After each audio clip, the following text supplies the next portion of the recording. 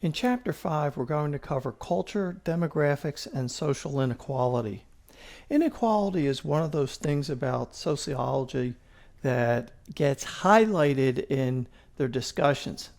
Inequality itself is somewhat of an odd thing because you can slice up society in many different ways, yet sociologists tend to focus on race, ethnicity, and gender, and now even sexual orientation, and focus just on those things as though they are the only things that are relevant to society's existence or to a person's self-interest. And that is actually somewhat opinionated overall. But let's get into the chapter and we'll start dealing with those topics as they come up in this relatively short chapter. In terms of culture, culture reflects a shared way of life. And here there are 4 separate categories in which culture actually affects life across people in a particular society. Symbolic, material, non-material, and popular culture aspects. And these are topics that are really more so geared toward industrialized societies today.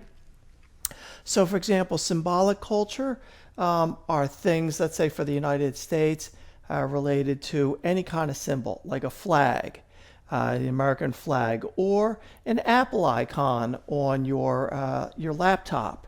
They mean particular things. If you told somebody you had an Apple, they might assume some things about you, like 1, you have more money because you bought a more expensive product. 2, if you have an Apple laptop, that you might have an iPhone.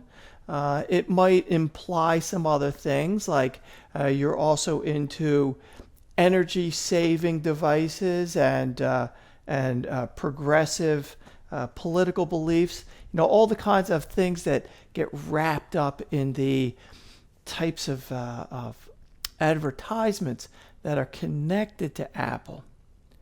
Material culture relates obviously to physical things like house and a car and other types of material objects you would have. Of course, all of that would ultimately go back to the amount of money you have, and that would be the primary issue.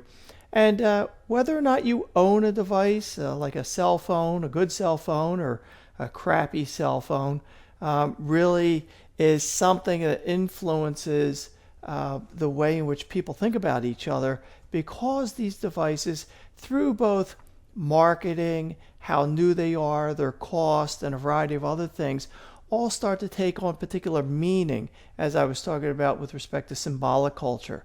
So, you know, a house in a rich neighborhood, like a home in Beverly Hills, California, which would be a very expensive area, is not just a physical home. It's also a symbolic aspect of your success in life. Of course, you could have won the lottery and that's why you live there. It could be that you're a complete bum, but your parents earned the money throughout their life and now they're dead, and you're just sitting atop a pot of money without having actually done anything to earn it. So, you know, obviously these things don't automatically make cause and effect relationships, but the symbolic aspect is always there. And in fact, you know, we'll see through these lectures, symbols is something that human beings just automatically do. Symbols are just basically associations between one object and something else. And it's just, it's something that you can't get rid of. Non-material culture, those are things oftentimes like behavior. So for example, for the most part, handshaking prior to the 1960s was the traditional handshake as you see on the screen. Then during the 60s, fanciful handshakes started to become more popular and actually have become a thing, so that when people shake hands, they almost kind of go through a whole dance routine where they're hitting their feet together, hip bumping, jumping up and banging their chest together, and all sorts of other options. those are non-material culture. The fact that you would know how to do one of these fanciful handshakes is really reflective of who you interact with and what kinds of things you think are important or amusing or entertaining or even important. And that is again another symbolic aspect of your location in society, your place in society overall. And popular culture. Now, certainly this one most likely deals primarily with industrialized societies. Popular culture is something that only exists through the media. So you don't have pop culture in people that you would generally refer to as tribes people, hunters and gatherers. They don't have popular culture. There is no Justin Bieber type of character that everybody loves at one particular point. Popular culture requires a media system so that in, let's say, the size of North America, all of the United States and Canada, you can have news reports about Justin Bieber or somebody else who is popular to get people interested. You could show short clips of the best part of an individual show, always building up the excitement about the singer or the stage show that occurs, whatever it might actually be. These individuals could be completely ignored or even denigrated in the media, and that certainly is going to wind up having some influence on them. But being engaged in popular culture, for the most part, is something that you generally see with younger individuals. As people get older, take on a full-time job, oftentimes get married, have children, their connection to pop culture just generally dies off to nothing more than what they might see on TV. And by the time they're 40 or beyond that, they have largely lost their connection to pop culture. And when their children grow up, of course, as parents, they seem like they're completely out of touch with the world, except it's their children who are entirely focused on pop culture things, not the world, but just pop culture. And it's not just singers and dancers and so forth like that, but it's also the popular stories that you get off the media, like Green Earth business, making everything operate off of fanciful windmills and getting rid of petroleum and a lot of other irrational kinds of thinking that is never drilled down into in pop culture. It's just, the last generation ruined the earth, but we're going to be the ones that fix everything. And every generation winds up thinking that only because the people that sell pop culture through the media always say that. They say the same thing over and over again. And so as you get older and you get into pop culture, when you're around age 12, this is the message you get. And when you age out of pop culture, it's the same message, but there's a new 12-year-old coming in as you're now 25 years old and getting married.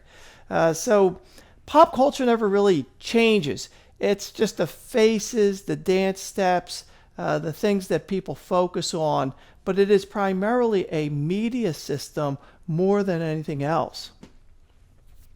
More relevant things with respect to a society come from cultural universals, and that's it. We're talking about universals within a particular culture itself, not necessarily a human cultural universal. That would be something a little bit different.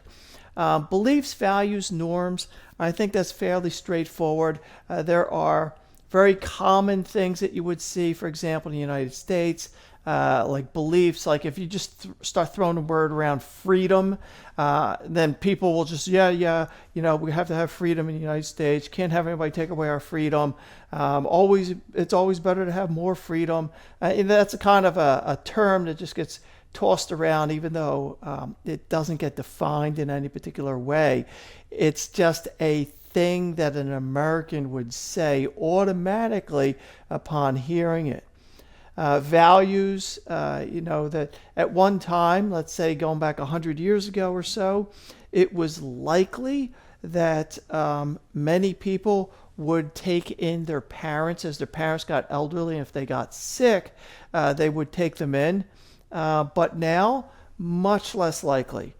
At this point, because of nursing homes, the increase in nursing homes, and the much more complicated, busy lives that people live today than they did 100 years ago, taking care of a sick relative has become actually much more difficult, because that generally requires a person to stay home full time.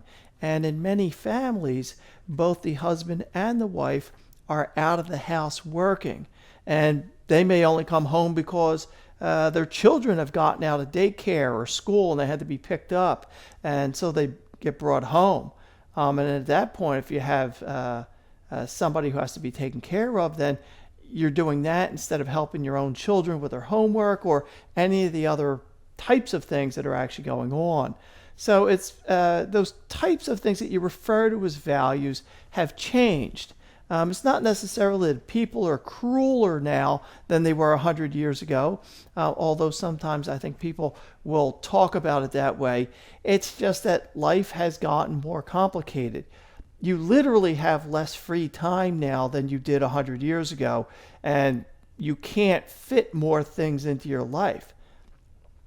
And then norms, of course. Norms are going to be set by a particular culture, and there's any number of different types of norms, like holding doors for people, how to behave when you're on an elevator or a public bus, how to behave in a classroom.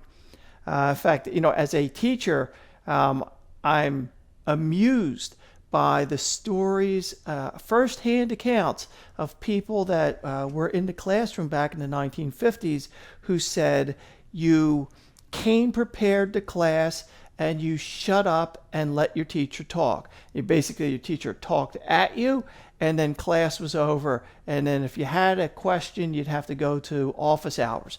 But class was just a lecture. And now I've seen fistfights break out in class myself, people vaping, all sorts of ridiculous nonsense that I'm not going to keep going on. But I suppose if you're in this class, there are probably a number of different ridiculous things that have happened in class that you've seen yourself that never would have happened 80 years or more ago. Again, norms have changed, and the norms have changed for particular reasons. They are not necessarily simple stories to tell, but those norms are things that you definitely see change all the time. In fact, in terms of society, nothing ever stays the same. Nothing ever stays the same. Now, one of the other aspects of this is the whole story of sociobiology. Sociobiology is related to aspects of society that exist primarily because there's a biological basis for it. Like, for example, there are careers that you can have as an optometrist or an ophthalmologist, and they exist only because there is a medical approach to vision, and there has been technical advances in optics and your ability to detect eye diseases, so that you can busy your entire life checking people's eyes and fitting them with glasses so they can see better. But that career option, ophthalmologist or optometrist, exists only because you are able to do something about an individual's vision. But there, up until the 1980s, I think, there was no such thing as a genetic counselor, right? That didn't exist. I think genetic counselors only started to appear during the 1980s, after the point at which the cost of genetic testing had come down, which allowed for more genetic testing to be done, more work in genetics, and therefore the application of genetics to basic living standards, predicting the likelihood of a disease in a child that hasn't been conceived yet, literally, but you're just comparing your genes with your spouse's genes, and a genetic counselor estimating the likelihood that your child will have a particular disorder that might be in one of your families. The example they give in the book here that you see on the screen is related to the entire dairy industry. The fact that some time ago in Northern Europe, a genetic adaptation to the ingestion of cow milk had occurred so that it was an adaptation to keep people from starving. But if you're going to eat cow milk, then you can cook with it as well. And ultimately that turns into ice cream. Now without ice cream, you can't have ice cream at a birthday party. And you can't make a cake without milk either. So ice cream and cake at a birthday party is a cultural practice that occurs only because of a long ago genetic adaptation that made it less likely that people in Northern Europe would starve to death during time periods where crops were not growing. Now, one of the other aspects in this whole culture and demographics thing that I kind of got started with initially about how you slice up society is shown here. On the left, there's a figure showing the size of the American population and its size projected forward in time, which is just coming off of a basic exponential basis, as growth rates are exponential, as most of you are probably aware. Of course, the exponential growth is not going to be occurring forever, like in the movie Soylent Green, if you're familiar with that from the 1970s. I recommend it. Back in the 60s and 70s, of all the things that people were talking about in society that were problematic, one of the issues that came up was the idea of overpopulation, and that the world would become overpopulated with people, and then people would just wind up starving because they couldn't get enough food because there was just too many individuals. And that turned into a movie called Soylent Green with Charlton Heston. I recommend the movie, by the way. You might enjoy it in part for its its style from, I think it was the early 70s when it came out. But I won't give away any of the story and what the heck Soylent Green is in case you want to watch the movie. But it is a story related to overpopulation. And realistically, no population of creature ever completely overwhelms its environment. It will reach an upper limit and the growth rate will slow down because you're engaged with eating the resources and finding some space and so forth that will allow you to live. So it's not like growth rates just increase unabatedly until there's a massive starvation process that occurs. One of the other aspects of this demographics in United States society is related to race and ethnicity, which you see over on the right-hand side of the slide. And this is one of the, frankly, failures in sociology, it appears, because rather than dealing with just facts and the characteristics of individuals, there is a tendency to focus on an individual's race, ethnicity, and gender as being the most important aspects of their being. And in fact, to treat everybody as a member of a race or an ethnicity or a gender and use that as the primary predictor variable for what's actually going to happen in their life and how much money they might have and how far they go in life and so forth. And that is just a god-awful idea. Human beings are much more than a race or an ethnicity or a gender. If you don't deal with individuals individually right? To understand what a person's opinion, likes and dislikes, personality, intellectual skills, and so forth are, then you're completely undermining your ability to predict how well the person will do in society. And I say that from the standpoint of psychology. As I'm a psychologist, you have to dig down into an individual's total makeup. There's lots of different ways you could classify individuals, and it would be wrong to just select some particular process and to place people into categories this way. Different people are different. They have different opinions, different skill sets, and so you really are best off dealing with an individual as an individual, and not just pegging them into a particular demographic category and making predictions from it.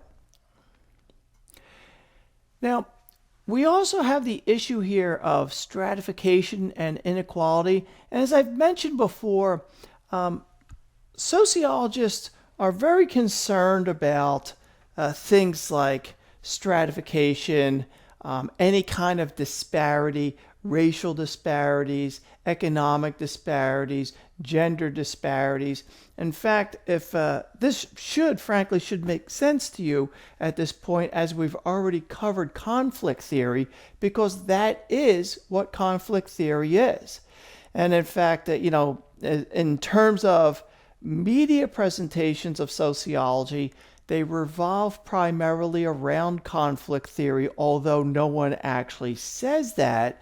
They just look for things where you can find differences between particular groups of people and then just beat that to death as though it's the most important thing in the world, right? So even that 70 cents on the dollar difference between male and female average salaries does not reflect many other different aspects, like women are the only gender that can have children. And although men may go home and take family medical leave to take care of the child when it's an infant, there is a tendency for women to decide to leave the workforce and stay home. And because they're out of the workforce, when they return, they wind up making less money. And there's a whole series of aspects like this that will wind up affecting pay grade overall. And if you just take people as male or female and then take one average of all males and all females, you find a difference, and then you wind up calling it automatically a patriarchal society based upon those differences. And that, again, is just more of that application of conflict theory, because you have to have some sort of conflict or opposing forces that are described in this process, rather than trying to dig down and find out why things are actually happening the way they do. I mean, if you did not categorize people based on race or ethnicity or gender, but instead categorize them from other things, like whether you like football or not, whether you like soccer or not, whether or not you are a vegetarian or a meat eater, you are essentially guaranteed from a statistical standpoint to find other comorbid differences between those individuals. So, if you found a group, if you looked at vegetarians and non-vegetarians, or vegans and non-vegans, for example, you might find differences in the number of people that actually exercise on a regular basis. And then you might find differences in blood pressure or resting heart rate or something else like this that would be related to the particular topic that you're slicing society on. So with all the various ways that you can categorize a person, of their height and their weight, all of the various medical things, all of the various almost uncountable number of social aspects between individuals, you're very likely to find something else that tracks it, even though it may not be a cause and effect relationship. That other thing will always be used by individuals who don't understand statistics as being an outcome of that original difference. And that's just a horrible way to apply statistics.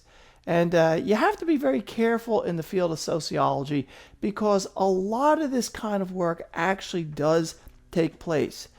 Because, as I've mentioned regarding the political aspects of this earlier in this chapter, if you said 2 plus 2 equals apple, every mathematician will tell you that's automatically wrong. That has no basis in reality. But I tell you, from the standpoint of sociology, if everybody believes 2 plus 2 equals apple, that's what actually matters. That's the perceptual reality that everybody operates around and approaches their life with. So if you just stratify people based off of these common race and ethnicity and gender aspects, then you wind up having that as a primary aspect in your memory, something that stands out immediately about an individual, because you're constantly reminded about those characteristics with members of that other group. That, of course, again, always causes conflict. Conflict is good for storytelling, and what does the media do? It tells stories for a living. So you have this nice system set up where a group of people, the media, that tell stories for a living, make money by telling stories, will just always focus on aspects of conflict and nothing else. So you're more than likely going to see this kind of thing in the media, but it seems to have affected the field of sociology as well. And, the differences between 2 plus 2 equals apple, which every mathematician is going to ignore, and the fact that you are a human being that grows up in a culture that tries to get you to focus on gender, ethnicity, and race as relevant characteristics of behavior, and then you go into a sociology program and learn that gender, ethnicity, and race are important, you see the same ideas being reused and built into theories in sociology. So it becomes a little bit problematic. Focusing on these aspects is somewhat questionable. You need better evidence overall, but human behavior is so broad. There are so many different ways that you could slice up society that sticking with just these few things does not seem to be a very good idea to go with. But if we speak about this in a much broader system, caste systems, meritocracy, socioeconomic status, which is a very common one used in the United States. Are there really differences between the upper class that make the top 3% and lower class, the 27% making less than $19,000, right? What's the difference between them? The amount of money they have, right? Is there something else? Well, it implies that there might be. But there isn't necessarily. There are probably plenty of people that could be rich in the lower class if they had an opportunity to get an education, or if they had some funding for an idea that they had where they could make money. And there are probably plenty of people in the upper class that haven't done nearly a damn thing their whole life. They were born into a family with money, and they just spend it, and there's going to be money for the rest of their life because they're so rich.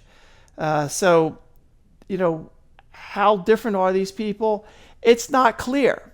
Using socioeconomic status is just not a very good idea to understand differences between people. All this is really saying is, depending upon the amount of money you have, you may live a different life. Well, okay then. This is not earth-shattering news. This doesn't come close to Einstein's theory of relativity. You're looking at the spending potential of somebody with how much money they've got. Big deal, right? How important could this possibly be, other than how it actually plays out realistically in what you actually have? But in terms of the individual themselves, says virtually nothing. And then one of the things, at least that is probably more relevant for you, a person trying to get into medical school, are health and healthcare disparities. There are certainly differences in healthcare disparities, and they very well may be based upon those socioeconomic differences that we've seen from the previous slide. So if you have a lot of money, you don't even need insurance because you could just pay for things. If you don't have a lot of money, then you're going to need to be able to have health insurance in case you ever get sick. Otherwise, you may wind up going literally bankrupt from having a disease or broken bones or some other kind of thing. If you get hit by a hit and run accident while you're crossing the street and the person drives off, you can't tap their car insurance for your health bills, your medical bills, and so you're left paying for everything yourself. And as we've seen in the previous chapter, healthcare in the United States is, of course, extremely expensive, and people literally do go bankrupt from trying to cover their own health care bills. So some things do occur different based upon the amount of finances you have, and in part the way you live your life. Social epidemiology, that's a nice one to come up now during the COVID lockdown that we're in at the current time. The individuals that have been most hit by COVID have been the elderly and individuals who have been sick, especially with respiratory disorders. And so COVID has gone through nursing homes very rapidly, and many deaths have occurred as a result. But as people talk about the spread and peaks of the spread of COVID at peak rates of the people becoming infected, the grand majority of individuals essentially become sick and recover. In fact, when COVID started, the original estimate coming out of China was that it would kill about 2 to 3% of the population. And now that everybody's kind of on board and probably better prepared to handle the issue, the death rate from COVID is actually much less than 3%. In fact, I believe currently it may be even under 1%. But of the individuals that have passed away, most of them, again, have been the elderly and individuals with otherwise health problems. But that's an aspect of social epidemiology you'll wind up seeing, that there are some portions of society that are more likely to get hit by a disease than other ones. Probably one of the most clear ones prior to COVID was AIDS, in which AIDS, at least initially, was referred to as the gay plague, because that's primarily where you saw AIDS exist, in the gay community. And so there were, particular social aspects that were connected to the passage of the disease, at least initially. Those kinds of things like gender, again, using these simple ways to slice up society. There are differences in the way heart attacks are detected and treated in males and females, which is probably something you've come across in your classes. It is more likely detected as a heart attack in men than in women, which sometimes results in a heart attack not being treated in females, which of course goes back to conflict theory, making it seem like the medical community is patriarchal and that it only focuses on treating heart attacks in men, not in women, and so women are more likely to die from heart attacks. And that's really a bastardization of the entire process, but you do hear people talk like this, and that because that type of speech occurs in society is very much related to this whole story of sociology. And of course, in race, social class, there are differences in disease prevalence. There are oftentimes you hear about rates of heart disease or high blood pressure higher in the American black community, but anxiety and other types of diseases more prevalent in the white community. There will be differences in the types of diseases, whether they were psychological or medical disorders, between males and females, young and old, even rich people and poor people. You can slice it up that way. But what you're seeing again, and which I think is much more important to really recognize, is that there is this consistent focus to chop people up in terms of race, ethnicity, and gender, as though those are the only three things that are important for a human being. And as a psychologist, I have to say, bullshit on that. That is just not correct. But it is the way the field of sociology tends to do things today. And so you learn about sociology, you learn about how sociology gets things done. I would argue that it's not being done well, but there's no sociologist here in this lecture to argue the other side of it. So if you have an opinion about the issue, bring it up in class and we'll talk about it.